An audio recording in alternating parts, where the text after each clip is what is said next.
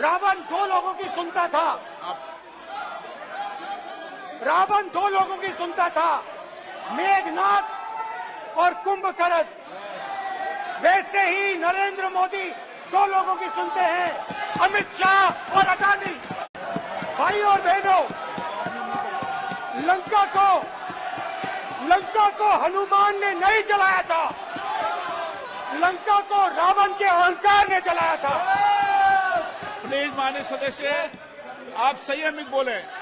आप ये सदन है, आप तरीके से बोलिए। माननीय राम ने रावण को नहीं मारा था, रावण के अहंकार ने रावण को मारा था।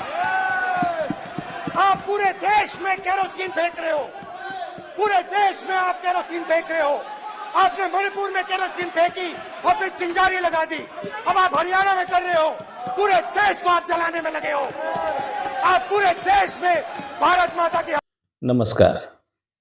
उम्मीद है आप लोग स्वस्थ और शांत होंगे। अविश्वास प्रस्ताव का आज दूसरा दिन रहा और आज दूसरे दिन प्रमुख वक्ता राहुल गांधी रहे। राहुल गांधी ने जैसी उनकी छवि रही है, उस छवि के नितांत विपरीत आज मोदी को उन्हीं की भाषा में पलट जवाब दिया। अंग्रेजी में एक कहावत है कि, वो कहावत तो मुझे भूल गई, उसका अर्थ ये होता है कि अगर किसी साजिशी आदमी से, जो आदतन साजिशी हो, निपटना हो, तो उसका दो ही तरीका होता है, या तो उसको इग्नोर करिए और या फिर उसके ऊपर ऐसा वार करिए कि वो ढेरी हो जाए।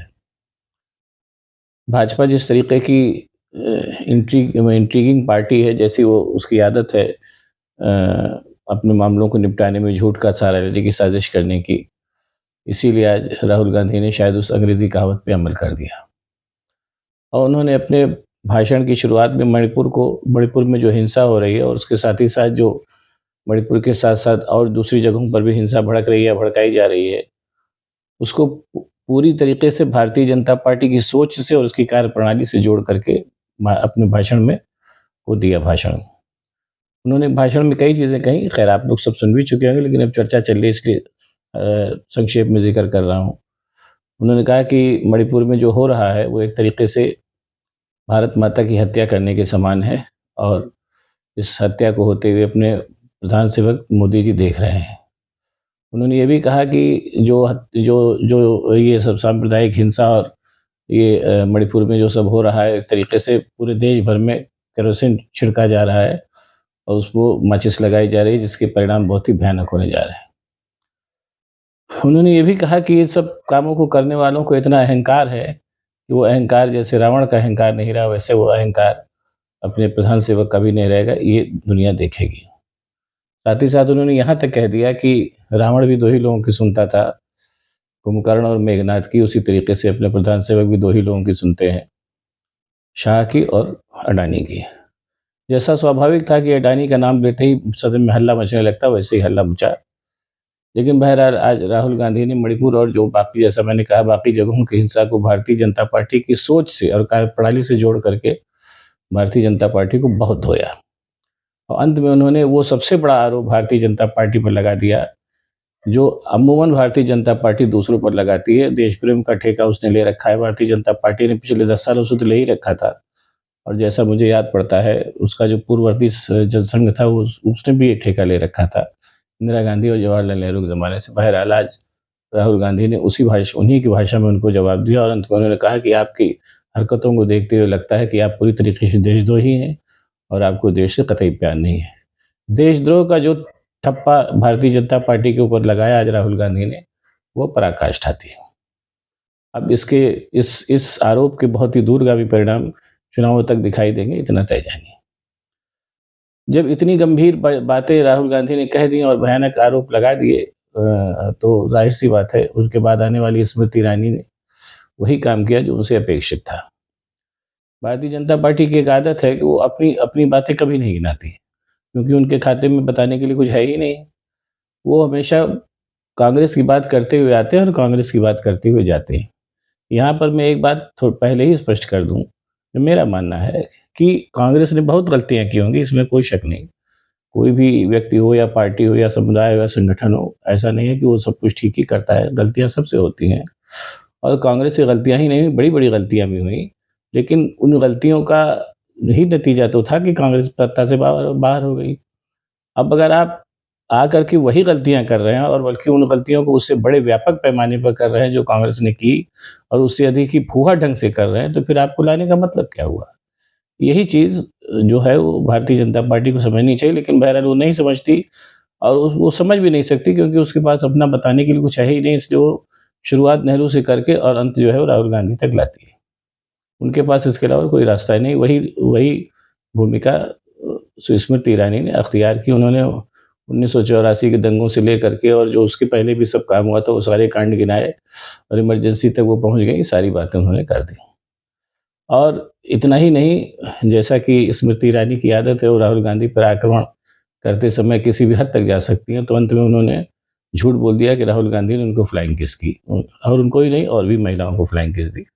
इसके बारे में अभी मैं आज और की चीज़ देख रहा था, तो जो एएनआई की रिपोर्टर है, उन्होंने फ्लाइंग किस की बात पहले ही लिख दी थी, और स्मृति ईरानी ने फ्लाइंग किस का आरोप उसके करीब 15 मिनट बाद लगाया। यानी ये भी एक साजिश थी, और जैसे मैंने बोला ना कि साजिश करने में और झूठ बोलने में भारतीय जनता पार्टी वाले माहिर हैं, तो ये काम स्मृति ईरानी ने आज फिर कर दिया। और चूंकि मोदी जी को देशद्रोही, मतलब मोदी जी को तो नहीं कहेंगे, पूरी भारतीय जनता पार्टी को, हाँ मोदी जी को भी कह सकते हैं, देशद्रोही का तमगा मिला, तो बदले में बदला लेने की गरज से स्मृति ईरानी ने भी सबसे चरम आरोप जो होता है, जो किसी के ऊपर भी लगाया जाता है चरित्र हनन का, वो काम स्मृति ईरानी ने कर दिया। वैसे भी स्मृति ईरानी झूठ बोलने में माहिर हैं। जब भारत यात्राएं शुरू हुई थी तो उन्होंने कहा था विवेकानंद की मूर्ति पे जाके उन्होंने चरण नहीं स्पर्श किया राहुल गांधी ने। आज उसी का एक दूसरा पार्ट उन्होंने खेल दिया कि राहुल गांधी ने उनको फ्लाइंग किस किया। बहरहाल अच्छी बात है। इस इस पूरी बात में मैं कह तो बहुत कुछ सकता हूँ, लेकिन वो ठीक नहीं होगा, इसलिए नहीं कह रहा हूँ, आप लोग समझ जाइए। ये कुल मिलाकर के आज का सिनेरियो रहा, और उसके अलावा भी जो बहुत बोलने वाले लोग बोले, ललन सिंह बोले और भी तमाम लोग बोले, और कुल मिलाकर के वो जैसा मैंने अपने पहले की वीडियो में बोला था 2 दिन पहले, और वही चीज़ होती नज़र आ रही है कि पूरी तरीके से भारतीय जनता पार्टी के जो 9 साल हैं, उनकी पड़ताल जो है बहुत ही व्यापक तरीके से इस अविश्वास प्रस्ताव पे हो रही है। और एक तरीके से देखा जाए तो कहीं न कहीं वो नैरेटिव भी सेट हो रहा है, जिस नैरेटिव के साथ अगले आम चुनाव में कांग्रेस पार्टी और उनके साथ का अलायंस, इंडिया अलायंस और भारतीय जनता पार्टी उतरेगी चुनाव में। और जैसा कि उम्मीद थी कि इनके पास और कुछ करने के लिए है नहीं, तो कल नरेंद्र मोदी ने भी वो किया कि वो परिवारवाद है, भ्रष्टाचार, ये सब सारी बातें हैं, जो मैं कल भी कह चुका हूँ कि ये सब कुछ ऐसे आरोप है जिनमें कोई दम नहीं रह गया है।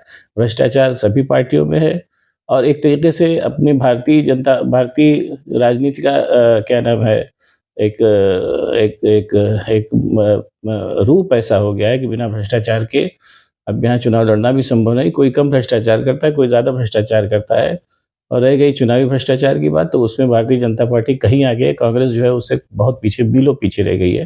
भ्रष्टाचार कांग्रेस ने भी किया, लेकिन मैं फिर कह रहा हूँ, जिस तरीके का तकनीकी भ्रष्टाचार बहुत व्यापक पैमाने पर भारतीय जनता पार्टी कर रही, वो उसके सत्ता से जाने के बाद सामने आ गई, ये तय जानिए।